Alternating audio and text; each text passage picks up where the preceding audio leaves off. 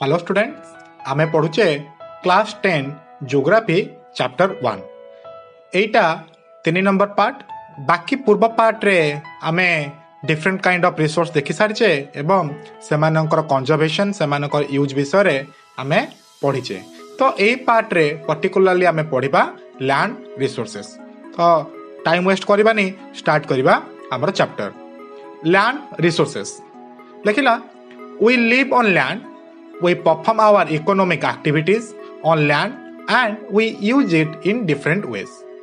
से कहला आमे जमी बा माटी उपरे बंचु आउ विभिन्न इकोनॉमिक एक्टिविटी व्यवसाय पई रोजगार पई अर्थ पई आमे विभिन्न प्रकार एक्टिविटी लैंड उपरे करू आउ लैंड को आमे विभिन्न प्रकार व्यवहार करू।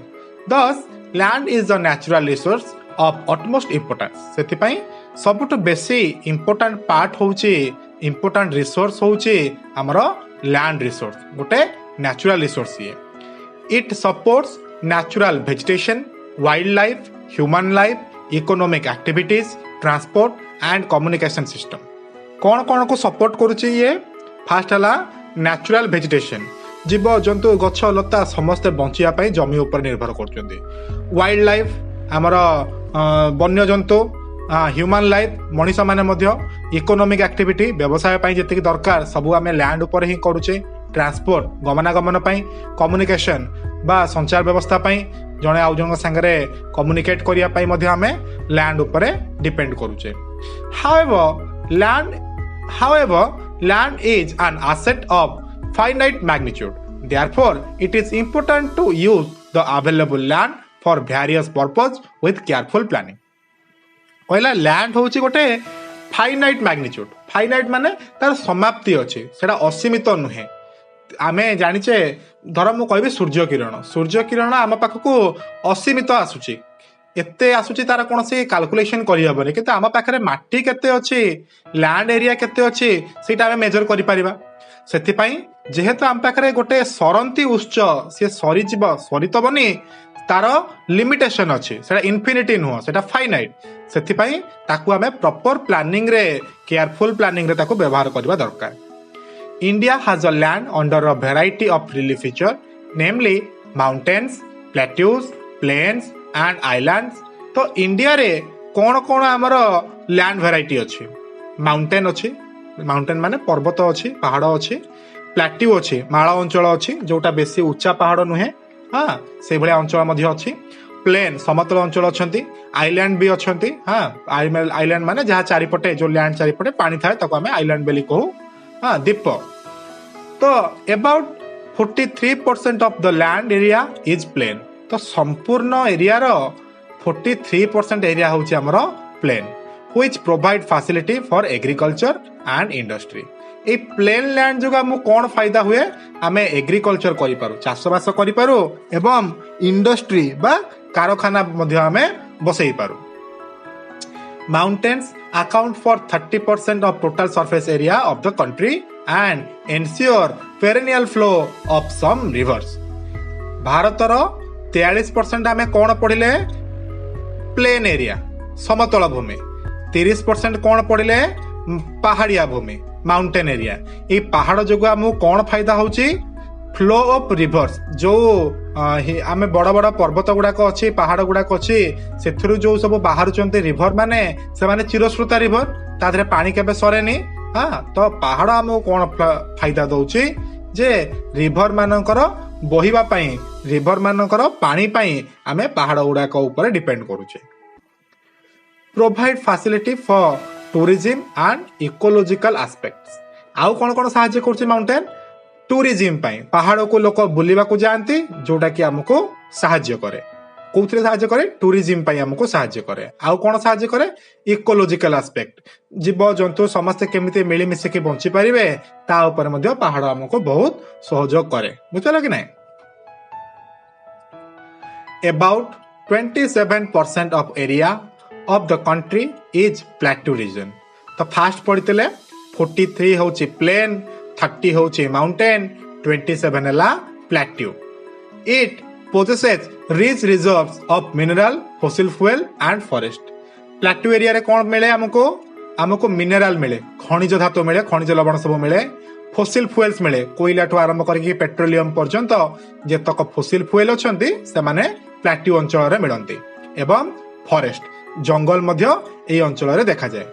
तो एठी एई पैराग्राफ रे आमे तीनटा मुख्य जिंस जानिले जे इंडिया रो 43% आमर लैंड होची प्लेन लैंड जोठी आमे एग्रीकल्चर आ इंडस्ट्री करूचे 30% होची आमर माउंटेन माउंटेन पई हमको रिवर गुडाक पेरिनियल फ्लो मिलुची हमको टूरिज्म फैसिलिटी मिलुची हमको इकोलॉजिकल एस्पेक्ट मध्य सेठी सुविधा होची। तो एटा थिला माउंटेन लैंड तापरे 27% होची हमर प्लाट्यू रीजन जो प्लाट्यू रीजन पई हमें मिनरल फोसिल फ्यूएल आ फॉरेस्ट पाई पारुचे। समस्त मन रहिला आगु बढ़िबा एठी देछि देखो तो गोटे बहुत बड़ पार्ट हमर प्लेन अछि आउ तापर आसिला माउंटेन 30% तापर 27% रो प्लेट्यू। नेक्स्ट आगु बढ़िबा लैंड यूटिलाइजेशन माने जमीर व्यवहार केमिति भाबरे करा जाउची इंडिया रे इंपोर्टेंट पॉइंट गोटे तो मन देकी सुनो। Land resources are used for following purposes कोन कोन पई लैंड यूज हुए आमे देखिबा।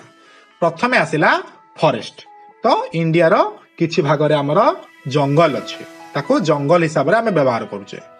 2 नंबर रे कहला land not available for cultivation एमिति जो लैंड जहा को आमे चाष पई व्यवहार करूने बा सेटा चाष उपयोगी नुहे जेमिति कि बैरन और वेस्ट लैंड अगोचर जमी जोटा कि माने वेस्ट सेथरे चाष हेई परिबो नाही सेमितिया जमी सेटा हला गोटे सेक्शन तारो। आ गोटे सेक्शन कोन land put to non agricultural uses that is building road आउ फैक्ट्रीज आउ को जमी जोथरे चाष होउनी जोथरे हमें बिल्डिंग बनौचे रोड बनौचे फैक्ट्री बनौचे ए सब जिनस बनौचे से माने आसले land not available for cultivation जोठी बिल्डिंग बनैचे सेठी चाष केमति करिबा बा आमे चाष पई जमी को अलगा करिचे बिल्डिंग बनेया पई रोड बनेया पई जमी अलगा रखिचे। तो गोटे सेक्शन आमे देखितले फॉरेस्ट तापर देखिले नॉट अवेलेबल फॉर कल्टीवेशन ता अंडर रे दुईटा पॉइंट जाउची गोटे हला वेस्ट लैंड बा बैरन लैंड आ गोटे आसिला जोटा नॉन एग्रीकल्चरल लैंड बा बिल्डिंग रोड फैक्ट्री जोठी तयारी हेची। 3 नंबर पॉइंट रे कहला अदर अनकल्टिवेटेड लैंड एटा छाडी देला परे आउ कोन अनकल्टिवेटेड लैंड रहला। फर्स्ट कहला permanent pasture and grazing land जोटा कि परमानेंटली गाई को चरिया पई से लैंड को व्यवहार करा होची सेठी चाष बास करा जिवनी सेठी खाली पास्चर करा जिवो गाई चरिया पई से लैंड को व्यवहार करा जिवो सेटा हला गोटे सेक्शन। आ गोटे के सेक्शन कोन कहला land under miscellaneous type of crops groups not included in net sown area एठी कोन करा जाय हमर मिसलेनियस अनाबना गछ जोठी जगह सब उठिताए बा अनाबना चाष जोठी सब करा हुए ताको हमें कहउचे land under miscellaneous tree crops बुझिला। तापर आसला कल्टरेबल वेस्टलैंड कल्टरेबल माने जोठी चाष करा जाई परिबो किंतु चाष करा जाउनी सेटा वेस्ट हेकी पडिछि केते दिन हेलानी left uncultivated for more than 5 agricultural year 5टा वर्षरु 5 एग्रीकल्चरल वर्ष को माने एग्रीकल्चर वर्ष माने कोन मु ए वर्ष जनवरी रे गहम लगेइली नेक्स्ट जनवरी मु जदी आउथरे गहम लगाउची तो जनवरी रु जनवरी होउची गोटे एग्रीकल्चरल ईयर। सेमिति जदी 5 वर्ष गोटिए जमी रे किछि चाष करा जाई नाही किंतु सेठी चाष हेई पारिबो सेटा कल्टरेबल माने चाष योग्य किंतु आधे चाष करा जायनी 5 वर्ष हेलानी से माने सब जिबे अनकल्टिवेटेड लैंड रे ता माने कोन एठी चाष करा जाई पारिबो ए जो पास्चर ग्रेजिंग लैंड अछि सेठी मते चाष करा जाई पारिबो ए जो मिसलेनियस ट्री क्रॉप लगा होछि सेठी मते चाष करा जाई पारिबो आउ कल्टरेबल वेस्टलैंड एठी मते चाष करा जाई पारिबो किंतु ए तीनटा जाक जागा रे चाष करा जाऊ नाही एटा छडा हेछि गाई चरिया पई एठी मिसलेनियस गछ लगा हेछि आउ एटा वेस्टलैंड 5 वर्ष हरानी एठी कोनोसी चाष होई नाही। तो एटा थिला कैटेगरी नंबर 3। तापर आसिला फालो लैंड्स रे कोन आसिला करेंट फैलो माने कोन लेफ्ट विदाउट कल्टीवेशन फॉर 1 और लेस देन 1 एग्रीकल्चरल ईयर एठी हमें पढ़थिले जदी 5 वर्ष रु अधिक हला ताकू कुआ गला कल्टरेबल वेस्टलैंड जदी गोटे वर्ष किबा गोटे वर्ष रु कम हला ताकू कुआ जिवो करेंट फैलो माने अगोचर भूमि बा जोडी चाष करा जाउनी एटा वर्तमान पई अगोचर माने हेई पारे नेक्स्ट सेशन ने सेठी चाष करा जिवो मात्र गोटे वर्ष हलानी सेठी चाष हेइनी। Other than current fallow left uncultivated for last 1 to 5 agricultural year. देख आंक भितर कौन रिलेशन अच्छी, जदि गोटे वर्षरू कम चाष होना ताहले सेटा हला करेंट फैलो, 1 रू नहीं 5 वर्ष चाष होना ताहले कह अदर देन करेंट फैलो, यदि 5 रू अधिक हो गला ताको कह कल्चरेबल वेस्टलैंड। बुझीगला? तो करेंट फैलो होची वर्षे पई चाष होइनी, अदर देन करेंट फैलो होची जोटा कि 1 रू 5 वर्ष भीतर चाष होइनी, आउ कल्चरेबल वेस्टलैंड माने जोटा 5 वर्ष रू अधिक दिन हेलानी चाष होइना। बुझीगला? एटा थिला 4 नंबर फैलो लैंड्स। तापर आसला net sown area.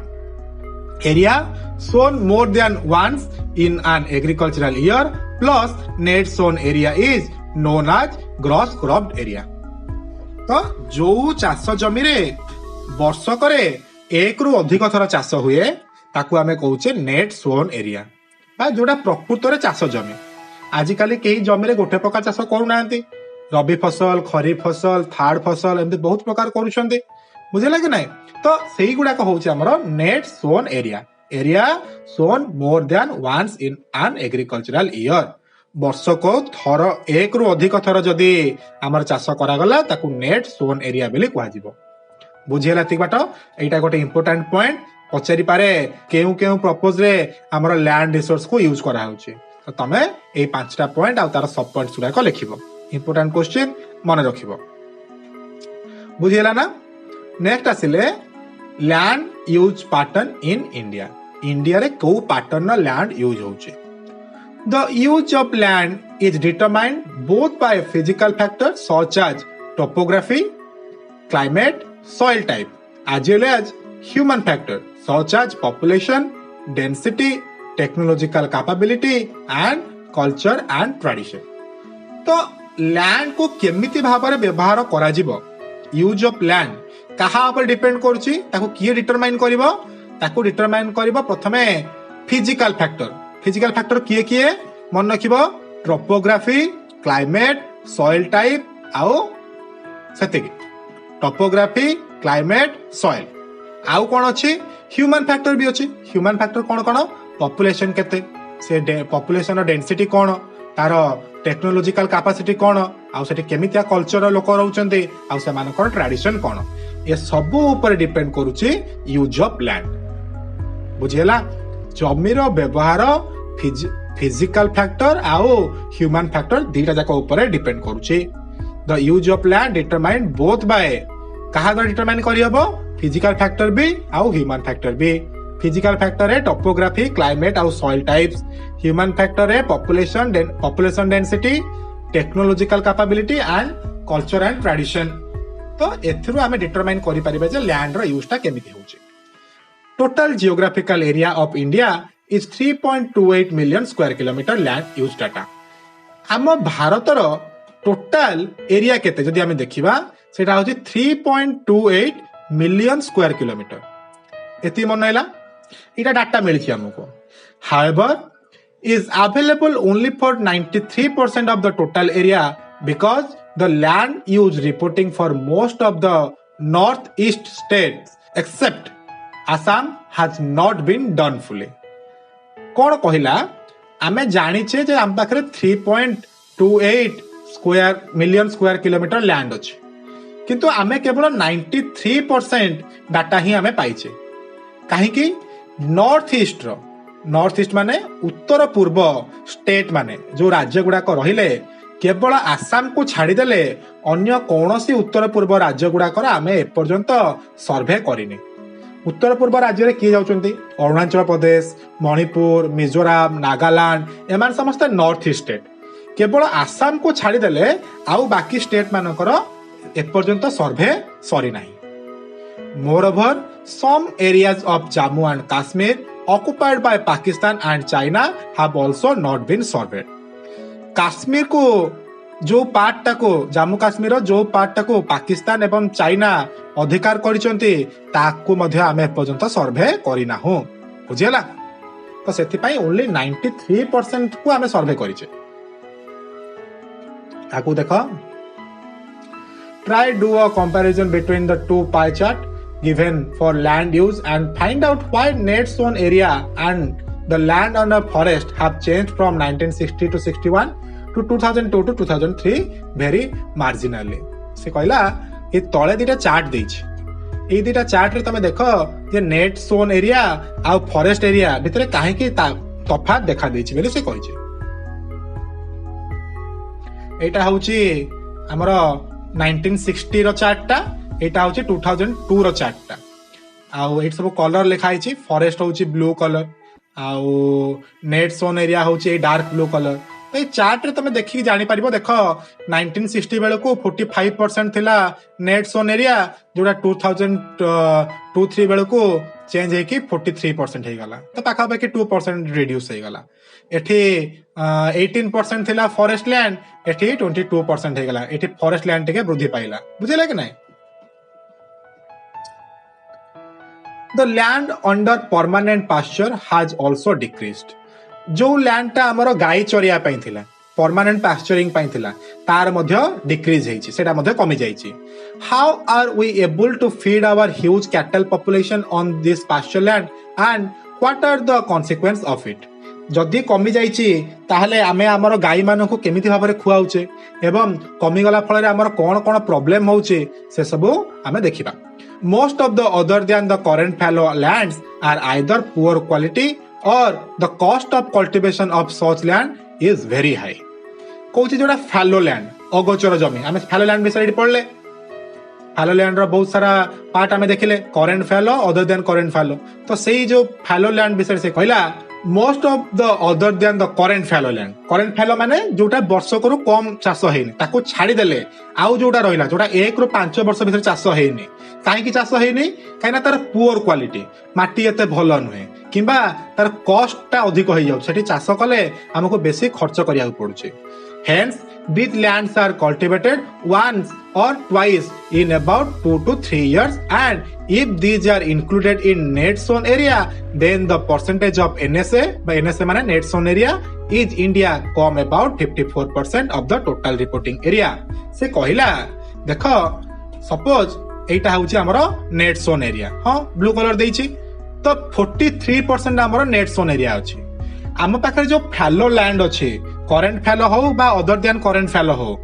Other than current फैलो रे एथि पई चाष करा जाउनी काहे कि ना सेठी कॉस्टिंग अधिक होई जाउची खर्च एथि होई जाउची चाष करिया पई किबा माटी रो क्वालिटी एते भलो नाही सेथि पई जदि सेही माटी रे भलो चाष करा जाई पारंता ताले हम इंडिया रो टोटल नेट सोन एरिया टा 54% हे जाता एबे जो 43% आमे देखुचे सेटा बढ़ी के 54% हे जाता the pattern of the net sown area varies greatly from the state to another को एरिया रे अधिक नेट सोन एरिया अछि बा को स्टेट रे अधिक नेट सोन एरिया अछि आउ को स्टेट रे कम जेमिति कि it is over 80% of the total area in Punjab and Haryana and less than 10% in Arunachal Pradesh, Mizoram, Manipur and Andaman Nicobar Island. 80% जमी पंजाब एवं हरियाणा रो तमे देखिबो चाष करा जाउछि आ मात्र 20% अदर पर्पस पय यूज हेछि सिमिलरली मात्र 10% एरिया अरुणाचल प्रदेश मिजोराम आ मणिपुर आ अंडमान निकोबर यूज हेछि चाष करिया पय बा जहा हमें सोन एरिया बोली कहउछे तो से कथा एटी कहला the pattern of net sown area varies greatly from one state to another गोटे राज्य रो अन्य राज्य रो नेट सोन एरिया टा बहुत चेंजेस किंतु समुदाय भारत रो जो देखा जिवो 43% होछि हमर नेट सोन एरिया तापर कोन कहला forest area in the country is far lower than the desired 33% of the geographical area as it was outlined in the National Forest Policy 1952. National Forest Policy कहूची जे गोटे देशर बा गोटे जियोग्राफिकल एरिया रो 33% जमी रे जंगल रहिबा दरकार किंतु हमर 33% एरिया रे जंगल नाही केते परसेंट हमर अछि 22% रे अछि फॉरेस्ट हमर 22% रे अछि हां कि नै सेति पई सेटा कम अछि 33% रहिया जगह 22% हम बाखर अछि It was considered essential for maintenance of the ecological balance. Forest जदि 33% रहिबो सेटा इकोलॉजिकल बैलेंस रहिबो जैव विविधता रे भलो बैलेंस देखा जिवो The livelihood of millions of people who live on the fringes of this forest depend upon it. जो माने जंगल रो साइड रे रहउचंती से माने जंगल ऊपर डिपेंड करूचंती सेति पई जंगल मध्ये अधिक रहिबा दरकार a part of land is termed as wasteland and land put on non agricultural uses तो एई जो जमी जोठी हमर फॉरेस्ट रहिला सेटा हमर नॉन एग्रीकल्चरल सेठी चाष होउची सेठी चाष होउनी wasteland includes rocky arid and desert area and land put to other non-agricultural uses include settlements, road, railways, industry etc. से कहला जो गुड़ा को नॉन एग्रीकल्चरल एरिया सेटा कोन पाई नॉन एग्रीकल्चरल काना सेटा रॉकी हेतिबो जो पहाड़िया हेतिबो माने पत्थर भूमि हेतिबो डेजर्ट हेतिबो एरिड हेतिबो सेति पाई सेउडा कर मध्य नॉन एग्रीकल्चरल यूजेस सेउडा को आउ कोन रहला जो गुड़ा करे हमें घर करिचे रोड करिचे रेलवेज इंडस्ट्री करिचे सेगुड़ा का मध्य हमर दरकार होनी बेसी बा एग्रीकल्चर कामर किछि लागि पाउनी continuous use of land over a long period of time without taking appropriate measure to conserve and manage it has resulted in land degradation बाछ विचार न करी जदि तमे कंटीन्यूअस यूज करिवो जमीर आ प्रॉपर्ली ताकू यूज न करिवो ताले कोन हबो लैंड डिग्रेडेशन हबो जमीर उर्वरता चली जीवो जमी नष्ट होई जीवो This in turn has serious repercussion on society and environment. तो आर प्रभाव सोसाइटी उपरे एवं एनवायरनमेंट उपरे देखि हबो जदि तमे जमी को ठीक भाबरे व्यवहार न कलो प्रॉपर प्लानिंग रे व्यवहार न कलो ता लैंड डिग्रेडेशन हबो आउ तार प्रभावटा सोसाइटी एवं एनवायरनमेंट उपरे मध्य पड़िबो तो एबे देखिबा गोटे इंपोर्टेंट पाठ land degradation and conservation measures केमिति हमें लैंड डिग्रेडेशन होउची बेले जानुचे आ ताको केमिति हमें कंजर्वेशन बा कंजर्व करि परिबा we have shared our land with the past generation and will have to do so with the future generation too आमे ए जो जमी रे रहउचे आम पूर्व पीढ़ी पाखरे मध्ये जमी थिला आउ आम पर पीढ़ी पाखु मध्ये जमीटा जीवो 95% of our basic need for food shelter and clothing are obtained from land. Human activity have not to be brought about degradation of the land, but have also abrogated the pace of natural forces to cause damage to land. मनुष्यर activity फल रे खाली जे degradation होउची सेमिति नाही land damage मध्य होउची खाली जे तार उर्वरता चली जाउची सेमिति नाही जमी नष्ट मध्य जमी क्षय मध्य होउची बुझिला कि नाही तो एठी लेकिला 95% आम बंचिया पई जहा जहा फूड दरकार रहिया पई जगह दरकार पिंधिया पई कपड़ा दरकार ये सबु जिनसर 95% आमे केवल जमी रु ही पाउचे केवल लैंड रु ही हमको मिली पाउचे बुझपला कि नाही तमे कहबा सर लैंड छोड़ा आउ कोन मिली परिबो मु कहबे मेराइन पानी रो भी किछरा मिली पारुचे ना तो आमर बंचिया पई खाद्य पोशाक एवं गृह ये तीनटार 95% आमे केवल लैंड रो पाउचे at present there are about 130 million hectares of degraded land in India. Approximately 28% of it belong to the category of forest degraded area. 56% of this water eroded area and rest is affected by saline and alkaline deposits. तो आम total Bharat रे 130 million Hector मन रखिबो 130 million Hector है degraded land जहार उर्वरता कमी जाइए 130 million Hector कौन पाई कमी प्रथम रीजन है तार फॉरेस्ट डिग्रेडेशन एरिया माने कौन फॉरेस्ट डिग्रेडेड एरिया माने कौन मन देखि सुन गोटे जगह रे किछि वर्ष तले बहुत सारा गछ उठुतिला जंगल बहुत घंच थिला बहुत गहलिया जंगल थिला किंतु एबे किछि वर्ष हलानी तारे जंगल परिमाण गछर परिमाण कमी जाइछि तार लैंड रो उर्वरता कमी जाइछि तो ताकू आमे कहूचे फॉरेस्ट डिग्रेडेड एरिया तो एई जो फॉरेस्ट डिग्रेडेड एरिया हमर होछि 28% बुझियला 56% होचंती वाटर एरोडेड एरिया माने कोन जेते बेले पानी माटीर ऊपर लेयर को भसई के नहीं जीव माटीर उर्वरता कमी जीव ताकू आमे कहबा वाटर एरोडेड एरिया आ एटा होछि 56% 28% होछि फॉरेस्ट डिग्रेडेड एरिया 56% होछि वाटर एरोडेड एरिया हैला आउ कोन रहला ई दिरा छाड़ देले आउ जति के रेस्ट रहला से माने सालाइन आउ अल्कालाइन डिपोजिट सालाइन माने लवण अल्कालाइन माने खार जेते बेले माटी ऊपर लूण किबा खार डिपोजिट हुए जमिकी बसी जाए ताहले मध्य तार उर्वरता पळै जाए। तो एई तीनटा कारण पई लैंड डिग्रेडेशन होउची। Forest degradation, water eroded area आउ अल्कालाइन डिपोजिट बा saline alkaline deposit. Some human activities such as deforestation, overgrazing, mining and quarrying too have contributed significantly in land degradation। तो लैंड काहे की डिग्रेड होची? Human activity पाई। को human activity पाई? Deforestation माने जंगल काटी दबा फल रे, ग्रेजिंग बेसी जमी रे चरिबा फल रे, माइनिंग खोदन फल रे, क्वारिंग ए सब तक पाई हमर ह्यूमन एक्टिविटी दायी। नेचुरल एक्टिविटी कोन? फॉरेस्ट डिग्रेडेशन हला, वाटर एरोडेड हला, अल्कालाइन डिपोजिट हला, ए माने समस्त होचंदी नेचुरल। ह्यूमन एक्टिविटी रे हमर deforestation, grazing, mining and Kwaring एगुडा होचंदी ह्यूमन एक्टिविटी जहा पई सॉइल डिग्रेडेशन होची। एठी चार्ट देइची 56% देख वाटर एरोडेड एरिया पानी द्वारा क्षय होईची। फॉरेस्ट एरिया होची 28% जोड़ा कि जंगल जोगो माटीर उर्वरता कमीची। जंगल जोगो कमीनी जोड़ा कहली जंगल मात्रा जो जगह कमी के डिग्रेडेड एरिया बेले आमे कहूचे। एठी कोन होईची 6% रे सलाइन बा अल्कालाइन लैंड लुणी किबा खार तापर जमी की बसीचे। आउ विंड एरोडेड एरिया बा पवन जो माटी को उड़े की नैची माटीर उर्वरता कमी देइची ताको कहा जाय विंड एरोडेड एरिया जोटा कि 10% अछि। Mining sites are abandoned after excavation work is complete, leaving deep scars and traces of overburdening. In states like Jharkhand, Chhattisgarh, Madhya Pradesh and Odisha, deforestation due to mining have caused severe land degradation. ये जो चारटा राज्य कहला कौन कौन चारटा राज्य? Chhattisgarh, Madhya Pradesh, Odisha, Jharkhand एमानकर deforestation बा जंगल क्षय हेबा फलरे काहेकि जंगल क्षय होला? माइनिंग पाई, माइनिंग खोलिया पाई जंगल को जो कटा हे गला सेति पाई तांकर लैंड डिग्रेडेशन देखा गला। In state like Gujarat, Rajasthan, Madhya Pradesh and Maharashtra, overgrazing is one of the main reason for land degradation.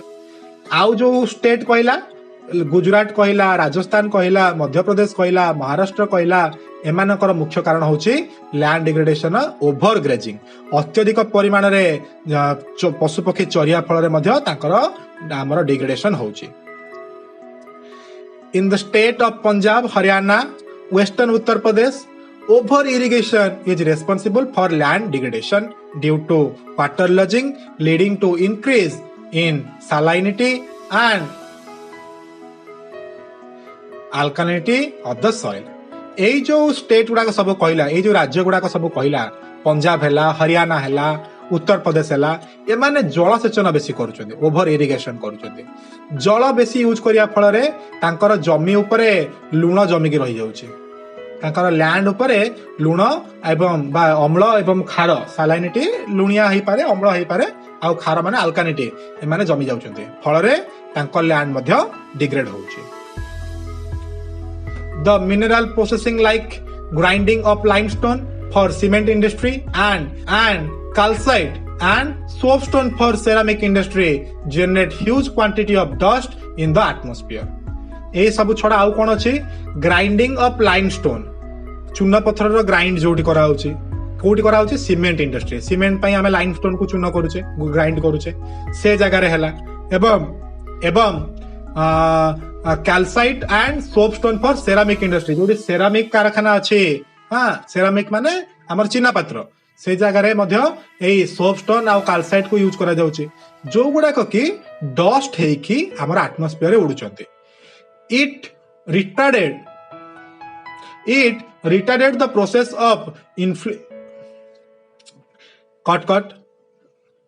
retarded the process of infiltration of water into soil after settle down on the land। तो सेथर जो कोन होची एई गुडा को पानी रे मिसी की जो डस्ट गुडा को हमर एटमॉस्फेयर रे मिस्तिला सेटा पानी रे मिसी की हमर सेटल हे जाउछन्ते लैंड ऊपर, जमी ऊपर आसे की पडुछन्ते एई गुंडा गुडा को, जहा फल मध्य जमी रो उर्वरता कमुची। In recent year, industrial effluents as waste have become a major source of land and water pollution in many part of the country। एबे जदि किछि वर्ष देखिबा ए जो इंडस्ट्री रु जो बाहरुचे सब डस्ट पार्टिकल्स गुडा को, एफ्लुएंट्स गुडा को एमाने वाटर एवं लैंड को नष्ट कर दउचंते। There are many ways to solve the problems of land degradation, afforestation, and proper planning of shelter belts and plants. Afforestation and proper management of grazing can help some extent. तो बहुत सारा बाट अच्छे आम केमिति जमीर उर्वरता को बजाय रखी पारिबा नष्ट हब रक्षा करि पारिबा केमिति केमिति आफ्फोरेस्टेशन बा गछ लगेबा फଳରେ किबा प्रॉपर प्लानिंग जदी करा गला मैनेजमेंट जदी करा गला ग्रेजिंग पई चाष सॉरी गोरु चारण पई ताहाले मध्य हमरे जमी को बंचई पारिबा planting of shelter beds of plants तो आमे जदी कोठी गछ सब प्लांट करिबा माने बड़ बड़ सब एरिया रे आमे जदी गछ लगेले कंट्रोल ऑन ओवर ग्रेजिंग जदी अत्यधिक गोरु चारण को आमे कंट्रोल करि पारले stabilization of sand dunes by growing thorny bushes हमर कंटा जातीय गछ जदी आमे लगेले ताहाले मध्य are some of the method to check land degradation तो एही सब माध्यम रे मध्य आमे जमीर उर्वरता को अक्षुण्ण रखि परिबा proper management of wasteland control of mining activity, proper discharge and disposal of industrial effluents, and waste after treatment can reduce the land and water degradation in industrial and suburban area. एई जो paragraph टा गोटे important paragraph आमे कोन कोन कले जमी को क्षय हेबार रक्षा करि Paribas बोली पछारले तमे एही पैराग्राफ टे लिखिबो हला तो आउट लास्ट को जो कहला सेट देखो proper management of the wasteland जतक सब वेस्टलैंड अछि ताकू जदी हमें प्रॉपर्ली मैनेज करि पाले कंट्रोल माइनिंग एक्टिविटी माइनिंग माने जो खोदन है कि हमें सब बाहर करछे विभिन्न धातु हला कोन हला सब बाहर करछे सेही एक्टिविटी जदी हमें प्रॉपर्ली कले आउ proper discharge and disposal of industrial influence कल कारखाना बाहर थिबा अनावश्यक जिनसटा को जदी हमें प्रॉपर वेस्ट हिसाब रे व्यवहार करि पाले बा ताको कोठी ठीक भाव रे डिपोजिट करि पाले ताहाल मध्य जमी क्षय होबार रक्षा होई परिबो हां तो एईटा केमिति तमे जमी को रक्षा करि परिबो कोन पई जमी नष्ट हेउची केते भाग जमी कोउथिले नष्ट होईची ये जो डाटा आज जेते के पार्ट पढिले एईटा ए चैप्टर रो गोटे मोस्ट इंपोर्टेंट पार्ट सेथिपाई तमे एईटा को बारंबार सुनो भलरे बुझिबा को चेष्टा करो जे बही रे कोनटा लिखा जाईची आउ ताको मेमोराइज करो काहे कि ना जेति कि आज ये पार्ट रे पढाईची मो मतरे एईटा गोटे बहुत बहुत बहुत इंपोर्टेंट पार्ट ठीक अछि तो नेक्स्ट पार्ट रे हमें सॉइल एज अ रिसोर्स पढिबा से पर्यंत तमे मन देके पाठ पढो तमरो कैरियर पई मु प्रे करूची पुणी देखा नेक्स्ट पार्ट रे एबे पई रहउची thank you bye bye have a good day.